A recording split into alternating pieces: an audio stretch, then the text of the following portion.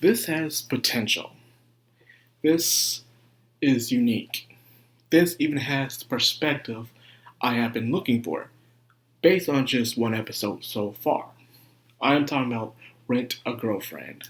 You know, I was going to skip over this. This was not in my radar whatsoever. I'm like, Rent a Girlfriend, really? Then again, I saw a movie years ago called Rent a Kid, and I enjoyed that movie to death. But Rent a Girlfriend, I thought it was going to be this wish fulfillment kind of thing.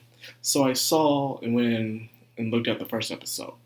I had nothing else to watch. I'm up to date with everything, and I wanted to take a break from things I was binging.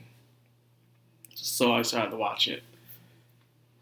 So far, what I see, I like.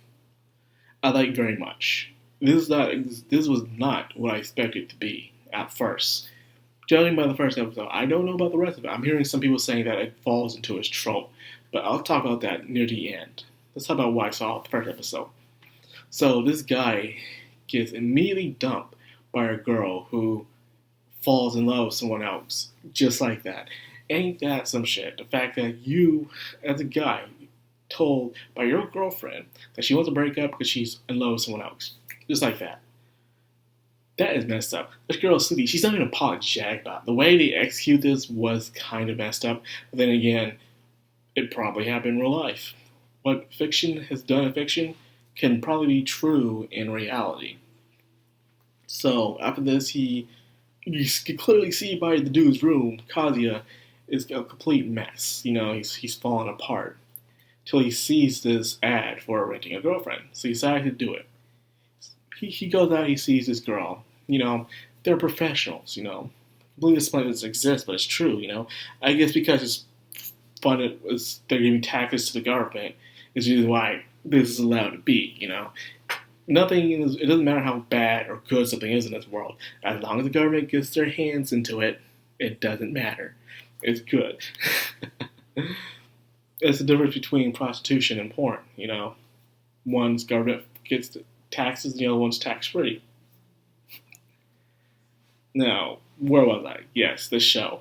I liked how the date starts off, and he's feeling a bit anxious and kind of having his withdrawals of what happened to his previous relationship with his rent girlfriend. The point that he takes the stress out of her. But as the show goes on, it doesn't play anything one-sided. It does something that a lot of American shows never really do well. And in most American shows, when it comes to relationships, it's always someone else's fault 100%. Someone is the bad guy in it, and the other person is the victim. But this one is completely different. The guy is hurt and believes that it's just, a ruse. Then again, the girl, it's just a profession, and she tells him that it's just her job. And she doesn't like it all the way, but she has to keep doing it because it pays her good money. So you see the perspective of both people. And even to the point where you see the guy's family, you see the girl's grandmother, you see the guy's grandmother. They're friends in the same hospital, ironically. And my voice just went down back there. Plus, you also get to see they go to the same university. How unique.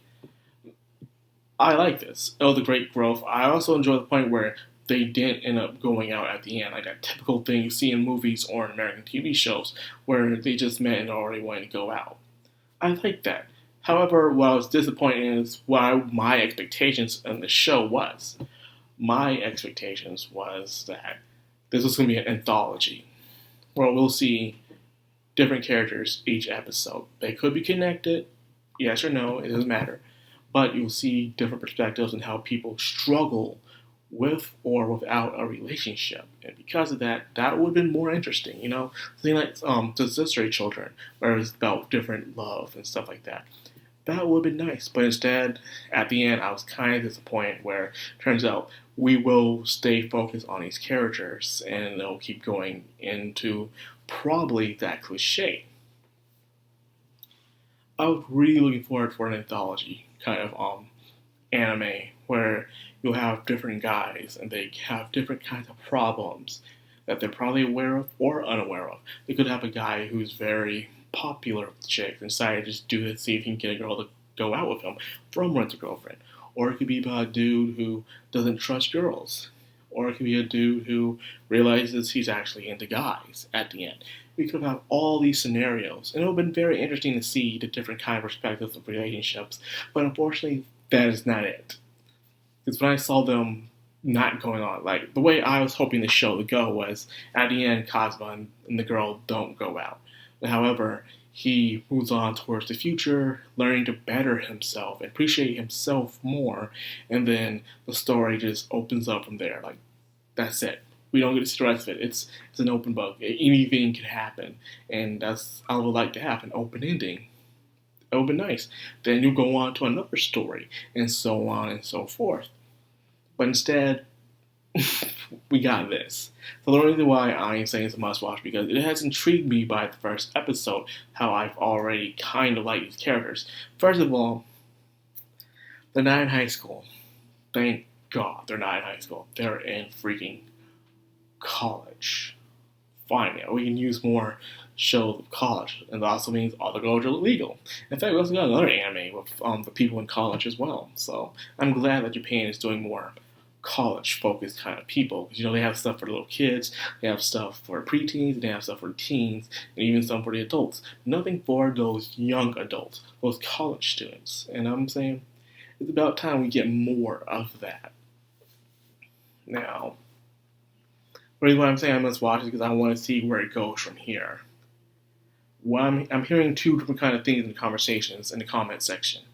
One, they say is that it falls into the tropes real badly because it goes over 100 chapters apparently, and it just feels like it's just dragging it out. While others still like it for the characters and the development of some of the characters that happen, and the reason why he don't go out with anybody because he's still having his anxieties and issues with being committed thanks to his previous relationship. So I do like that. But I have to see for myself. Will I spoil myself by reading the manga? It depends how much I like this.